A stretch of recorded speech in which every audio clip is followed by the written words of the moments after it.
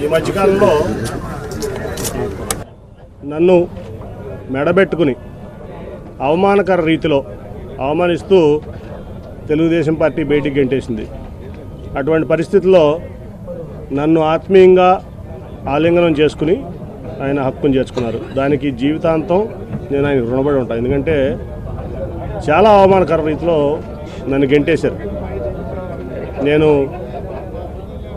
అటువంటిది ఆయన హక్కును చేర్చుకుని నాకు టికెట్ ఏమంటే నాకు ఆయన బెదవాడి నుంచి మీరే పోటీ చేయాలని చెప్పి ఆయన ప్రకటించడం నిజంగా ఇది. ఇప్పుడు మనం చూసాం చంద్రబాబు నాయుడు గారి ఎజెండా ఏంటంటే సింగిల్ పాయింట్ ఎజెండా. ఆయన కుమారుడు లోకేష్ గారిని ముఖ్యమంత్రి చేసుకోవడం తప్ప ఆయనకి వేరే ఏం ఎజెండా లేదు. నేను మొన్న కూడా చెప్పా, 2014 నుంచి 2019 వరకు నేను ఇక్కడ విజయవాడ ఎంపీని. ఒక 100 కోట్లు మీరు విజయవాడకి ఇచ్చారా అని నేను అడిగాను. 100 కోట్లు సెంట్రల్ గవర్నమెంట్ ఫండ్స్, నేను తెచ్చిన ఫండ్స్ తప్ప ఒక 100 కోట్లు విజయవాడకి ఇచ్చారని నేను చంద్రబాబు నాయుడు గారిని పబ్లిక్గా ప్రశ్నించాను. అంటే చాలామంది ఇక్కడ అమరావతి కడుతున్నారు, క్యాపిటల్ కడుతున్నారు, అసలు ఈ ప్రాంతాన్ని బ్రహ్మాండంగా అభివృద్ధి చేస్తారు చంద్రబాబు నాయుడు గారిని చాలా అపోహలు ఆ రోజు నుంచి కూడా ఉన్నారు. కానీ ఆయన అమరావతిని ఎట్లా డెవలప్ చేస్తారో నాకు తెలియదు. కానీ విజయవాడను మటుకి ఒక శ్మశానం లాగా తయారు చేయడానికి ఆయన కంకణం కట్టున్నారు. ఆయన ఒక ఓల్డ్ సిటీ చార్మినార్ లాగా విజయవాడను తయారు చేయాలనేది ఆయన యొక్క లక్ష్యం.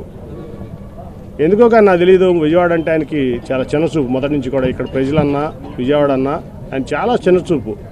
ఎప్పుడో ఆయన రైల్వే స్టేషన్లో ఎవరో ట్యాక్సీ డ్రైవర్లో ఎవరో అవమానపరిచారంట. ఎప్పుడు ఆయన కెరీర్ రాజకీయ జీవితంలో కొత్తగా అదే చెప్తాడు మాకు ఎప్పుడు చెప్పిన ఆయన. ఈ విజయవాడ అంటే ఆయన చాలా చిన్నచూపు. అందుకనే అన్ని రకాలుగా ఆయన చేయకపోయినా ఏదో నాకున్నటువంటి దీంతో ఈ ప్రాంతాన్ని చిత్తచూపుతో నేను తెచ్చుకున్నాను. ఆ రోజున ఎయిర్పోర్ట్ కూడా వద్దనుకున్నాడు ఆయన. ఇక్కడ 5,000 ఎకరాల్లో అమరావతిలో ఎయిర్పోర్ట్ పెడదాం, ఈ ఎయిర్పోర్ట్ వద్దనుకుంటే ఆ రోజు వెంకయ్యనాయుడు గారు నేను చాలా అడ్డం తిరిగే దాని మీద.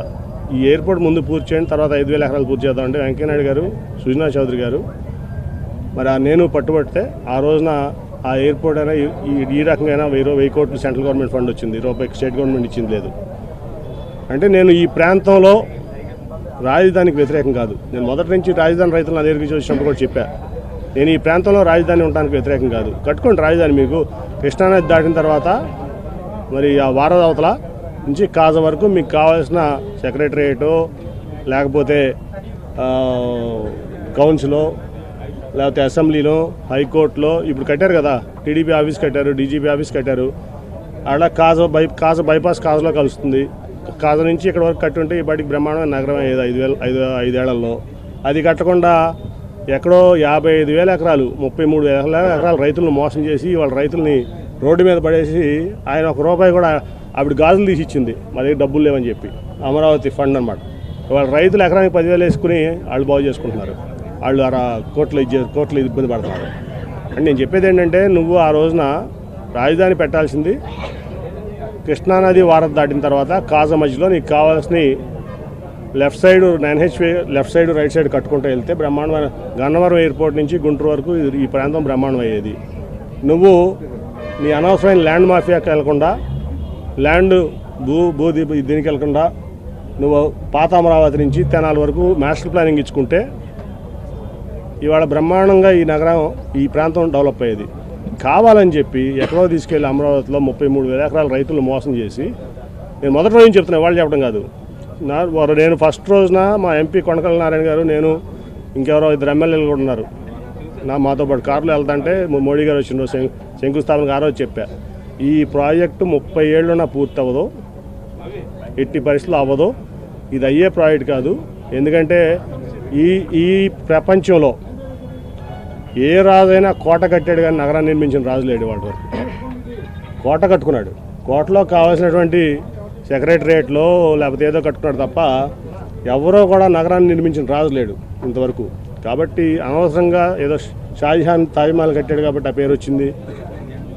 కాబట్టి నేను అమరావతి కడితే అమరావతి అంటే ఎవరు చంద్రబాబు నాయుడు అని చెప్పి కొంతమంది భూమాఫియాదారుల చేతుల్లోకి వెళ్ళిపోయి బాబు కొడుకులు ఇద్దరు కూడా ఈ ప్రాంతాన్ని, ఈ ప్రాంత ప్రజల్ని, అట్లాగే 33,000 ఎకరాలు ఇచ్చిన అమరావతి రైతుల్ని మోసం చేశారు. మీరు అడగండి అమరావతి రైతులు కావాలని. నేను ఈ మాటలు అన్నాను లేదో ఫస్ట్లోనే చెప్పాను. నేను అమరావతి రైతులు నా దగ్గరికి వచ్చేట మోసం ఫస్ట్లో కొంచెం రైతులు ఇబ్బంది పడ్డారని నేను కొంచెం ఎమోషనల్ అయ్యా. ఒక నెల రోజుల తర్వాత ఆలోచించిన తర్వాత నేను చెప్పాను వాళ్ళకి, రైతులు నా దగ్గరికి వస్తే ఢిల్లీ వచ్చినా ఇదంతా చెప్పా, మిమ్మల్ని మోసం చేశారు చంద్రబాబు నాయుడు గారు, అసలు ఇక్కడ రాజధాని తప్పు అని ఆ రోజు నుంచి చెప్తున్నా. రాజధాని ఈ ప్రాంతంలో రావడానికి వ్యతిరేకం కాదు, మీడియాకి చెప్తున్నా, కరెక్ట్గా రిపోర్ట్ చేయండి మీరు చెప్పేది కూడా. లేకపోతే ఆ 5 ఏళ్లలో బ్రహ్మాండంగా ఈ ప్రాంతం ఇక్కడ బ్రహ్మాండం అయ్యేది, అంతా కూడా చక్కగా ఉండేది. నువ్వు 33,000 ఎకరాలు ఇచ్చిన రైతుల్ని మోసం చేసావు, నీ స్వార్థం కోసం ఈ ప్రాంతాన్ని మోసం చేసావు, విజయవాడని పాత నగరంగా చేయాలని చూసావు, ఒక 100 కోట్లు కూడా ఇవ్వలేదు, నీకు చిత్తశుద్ధి లేదు. ఈ ప్రాంతం ఇవాళ చెప్తున్నా నేను, జగన్మోహన్ రెడ్డి గారు మొన్న మాకు హామీ ఇచ్చారు, మాకు అవినాష్కి మేమందరం వెళ్తే హామీ ఇచ్చారు, విజయవాడ అభివృద్ధి నాది గ్యారంటీ, దాంట్లో మీరు ఎటువంటి ఇది అవ్వద్దు. మేము చెప్పాం మాకేం వద్దు సార్ మీ దగ్గర నుంచి విజయవాడ డెవలప్మెంట్ తప్ప ఏమవుద్దంటే, మీకేం కావాలో చెప్పండి నేను విజయవాడ డెవలప్మెంట్ అది ఇస్తానని ముఖ్యమంత్రి గారు చెప్పారు మాకు. కాబట్టి చంద్రబాబు నాయుడు ఈ విజయవాడకి చేసిన ద్రోహం అటువంటిది కాదు. విజయవాడకే కాదు, ఈ విజయవాడ పార్లమెంట్లో 100 కోట్ల రూపాయలు చంద్రబాబు నాయుడు ఎక్సెప్ట్ పుష్కరాలు అప్పుడు తప్ప 100 కోట్లు కూడా ఇవ్వలేదు. ఈ ప్రాంత ద్రోహి చంద్రబాబు నాయుడు, ఎస్పెషలీ విజయవాడకి. ఎందుకంటే నేను విజయవాడ ఎంపీ కాబట్టి విజయవాడ మీద స్ట్రెస్ చేస్తున్నాను. ఒక 100 కోట్లు కూడా 5 ఏళ్ళు ఇవ్వాల. ఏంటి ఈయన ముఖ్యమంత్రి అయితే అమరావతి ఏం చేస్తాడు? రేపైనా సరే ఇప్పుడు పొరపాటున గెలవడు, గెలిస్తే పొరపాటు అంటే అమరావతి అంటాడు. విజయవాడ ఏమవ్వాలి? మిగతా ప్రాంతాలు అవ్వాలి ఈ రాష్ట్రంలో. ఇప్పుడు క్యాపిటల్గా సెక్రటరేట్ కట్టాడు ఆయన. ఎన్నిసార్లు వెళ్ళాను నేను సెక్రటరేట్? ఎంపీ ఆయన మీటింగ్ పిలిస్తే 1-2 సార్లు వెళ్ళాను. నాకేం పని ఉంటుంది సెక్రటరేట్లో? రోజు కామన్ మ్యాన్కి ఏం పని ఉంటుంది? నీకెందుకు అంతంత పెద్ద ఏదో మాన్యుమెంట్స్? కాబట్టి ఆయన ఈ ప్రాంతానికి ద్రోహి, ఖచ్చితంగా ద్రోహి. ఆయన ఎజెండా ఏం లేదు. ఖచ్చితంగా లోకేష్ని ముఖ్యమంత్రి చేయడం ఆయన ఎజెండా. దానికోసం పవన్ కళ్యాణ్ గారినైనా రేపు మోసం చేస్తాడు.